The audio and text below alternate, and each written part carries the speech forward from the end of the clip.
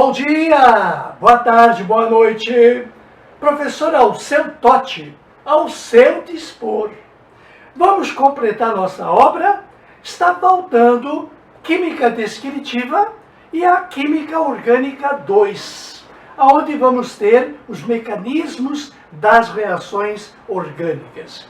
Pois bem, comecemos então com Química Descritiva, falando hoje sobre a ocorrência dos elementos químicos na crosta terrestre, na atmosfera e na hidrosfera.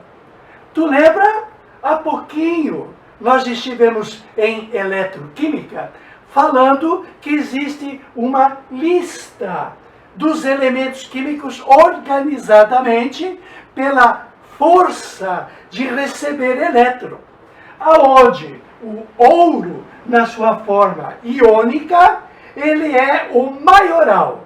Ele tem o potencial de redução superior a todos os outros 117 elementos químicos. Bom, o ouro, nesta condição de grandioso captador de elétrons, ele vai se encontrar na crosta terrestre na sua forma isolada. Então, o ouro é garantidamente o elemento que vive só, na forma de pepita, pepita de ouro. Não confundir com pirita. Pirita tem o mesmo aspecto dourado, porém é um sulfeto de ferro 4. E esta pirita, ela é muito dura, a tal ponto que os campeões olímpicos de medalha de ouro puxam aquela brincadeira de pegar as suas medalhas de ouro e mastigar, querendo dizer que é ouro, porque é maleável. O ouro, ele é um dos elementos que vive só, e muito bem. Outros elementos nas mesmas condições. A platina, que está nesse intervalo, a prata e o cobre. São os 4 elementos químicos que têm capacidade de, na forma metálica, subsistir na natureza. Agora, todos os demais. Tu lembra a lista? Esta é a forma simplificada da lista, que é muito comprida. Os metais alcalinos são aqueles que se oxidam muito e se reduzem pouco. Os alcalinos terrosos, outros elementos, 3 específicos, alumínio, zinco, ferro, se oxidam bastante e se reduzem pouco.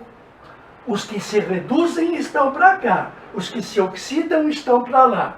Então, o alumínio vai estar na natureza sempre combinado, porque na forma iônica, na forma de cátion, estará associado ao ânion, que recebeu o seu elétron. Da mesma forma, o zinco, o ferro, o hidrogênio. Esses 3 é bom você decorar. Cobre, prata e ouro, se bem que tem outros no intervalo.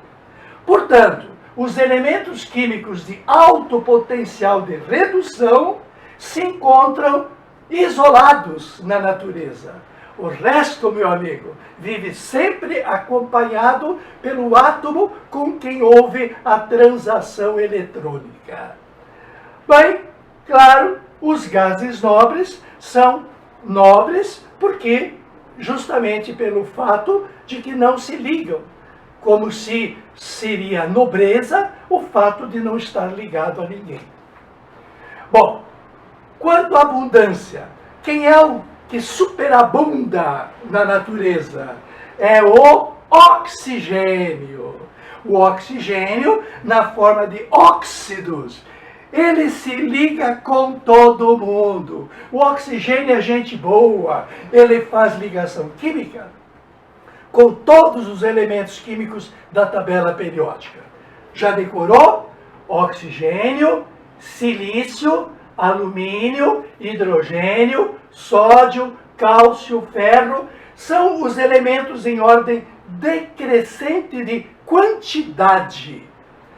Então, a pergunta clássica de vestibular: qual é o metal mais abundante na crosta terrestre?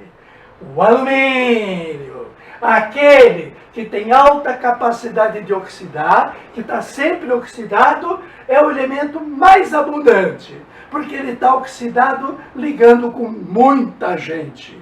Isso faz com que ele seja super importante em termos de quantidade. Bem, e assim está a lista inteira. Oxigênio, silício. Lembra que o silício é um semimetal? Ele é da família do carbono. Carbono, silício. O silício é um semimetal mais abundante que o alumínio. Mas ele é semimetal. E a pergunta foi, qual é o metal mais abundante? Bem, nós chamamos de mineral a concentração daquele elemento da crosta terrestre. Então existe o mineral, que é a quantidade concentrada. E minério é o mineral que vale a pena explorar. Então a gente fala de pirolusita. O que é pirolusita? Pirolusita é um minério. Por que é um minério? Porque houve uma concentração de manganês na forma de dióxido de manganês. Este dióxido de manganês é um mineral que vale a pena ser explorado. Aliás, diga-se de passagem, este aqui, tão no fim da lista, rutilo, é um mineral, um minério muito explorado, infelizmente, por estrangeiros no país, que levam todo o titânio para fora. Bom, quais são os minérios que é bom você saber? Os minérios dos metais. Chumbo é a galena, do zinco é a blenda e do magnésio é o cinábrio. A pirita é um minério de ferro. É um minério que não é interessante. Já falamos a sua dureza e o fato dele enganar muita gente como se fosse ouro. Mas o minério que tem ferro na forma de hematita, trióxido de ferro, é o minério que vai nos dar o ferro praticamente puro na siderurgia. E aquele ferro praticamente puro, com um pouquinho só de carbono, chama-se de aço. O aço vem da extração do ferro da hematita. Tem também a magnetita, com propriedades, obviamente, magnéticas. A pirolusita, interessante.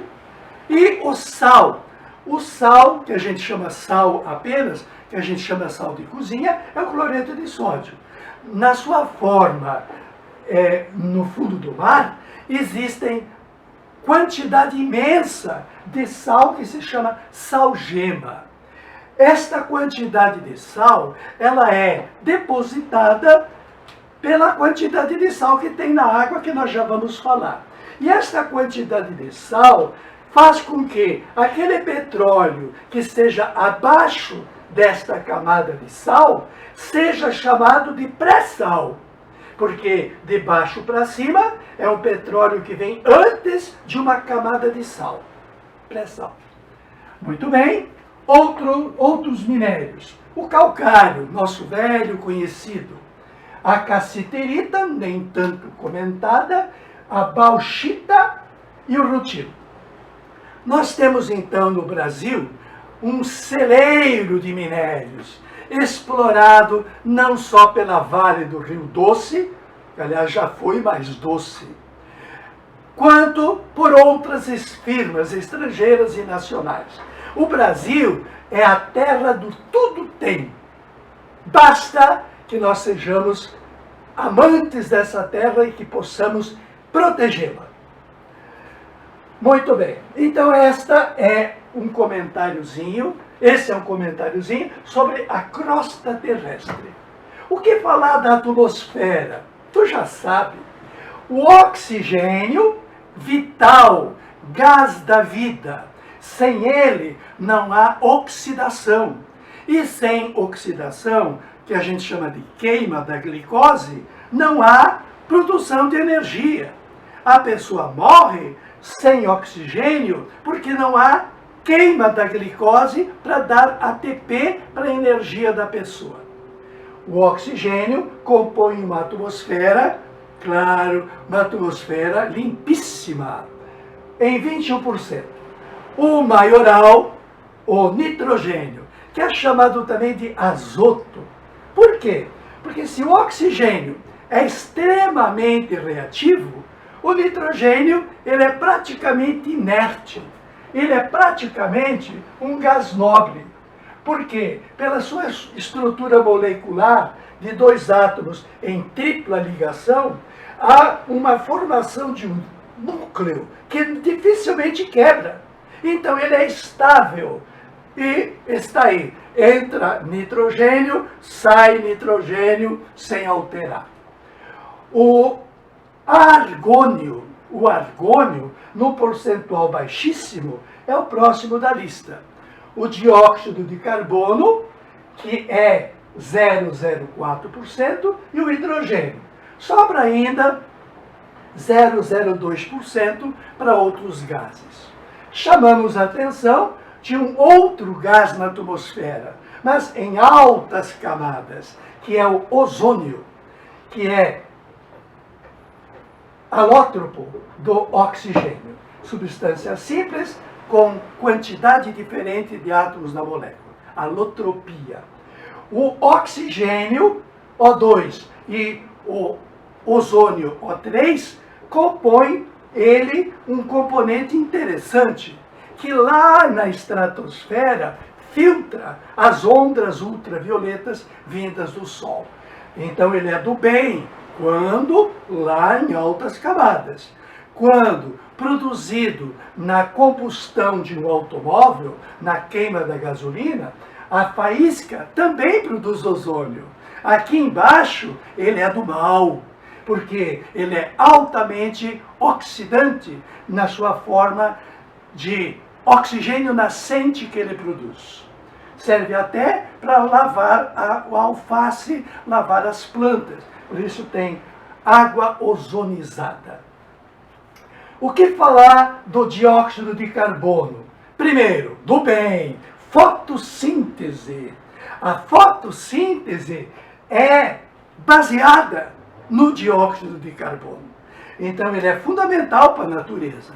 E olhando no lado mal, quando sobe lá em altas camadas, ele começa a fazer uma nuvem que se acomoda e protege a Terra a tal ponto que o calor não pode mais sair. Se o calor não sai, aquece, fica uma estufa, com efeitos climáticos bem comentados. O oxigênio, gás da vida, também ele é produzido, como veremos nas próximas aulas, e resfriado e comprimido em balas, aqueles balões de muito concentrado de oxigênio que é usado em hospitais. O que falar da hidrosfera? Hidrosfera é o paraíso das águas. Dia 28 de março, Dia Internacional da Água. Nós somos muito água. O nosso cérebro é muito água. Por isso que qualquer bebida alcoólica, o álcool, entra no sangue e vai para o cérebro. E lá no cérebro, o álcool gruda em moléculas de água por ligações de hidrogênio. Então desidrata o cérebro. Na hora tu fica tonto. Água é feito fundamental. Bom, sobre a hidrosfera, temos que dizer que 70 a 75% da superfície da Terra é feito de água. E nós temos no Brasil 2 aquíferos que deixam o mundo inteiro babando. Que país é este? Pois bem, o aquífero são quantidades imensas de água no subsolo. Tem o aquífero Guarani, que é do centro para o sul, território brasileiro, avançando para a Argentina, e tem o aquífero Alter do Chão, que eu tive o prazer de conhecer em Santarém, no Pará. Numa viagem que eu fiz à Amazônia, desci de Manaus até Belém, de navio, que deu uma parada em Santarém. O aquífero de Alter do Chão é uma quantidade de água potável imensa. O Brasil é nosso! Bom, o que mais? O que mais dizer é que no mar, o que nós temos é praticamente cloreto de sódio dissolvido. 77%. Os 23% que sobra é para muita gente em quantidade decrescente. Cloreto de magnésio, sulfato de magnésio, sulfato de cálcio, cloreto de cálcio e brometo de potássio. Tá vendo? Brasil, terra boa! É o nosso país. Vou dar um tempo para você fazer um print, como um colega seu me solicitou, tá aí, ao seu dispor. Totti, voltando de um câncer. Totti, isolado pelo coronavírus, mas ativo, porque você merece. Totti, ao seu dispor.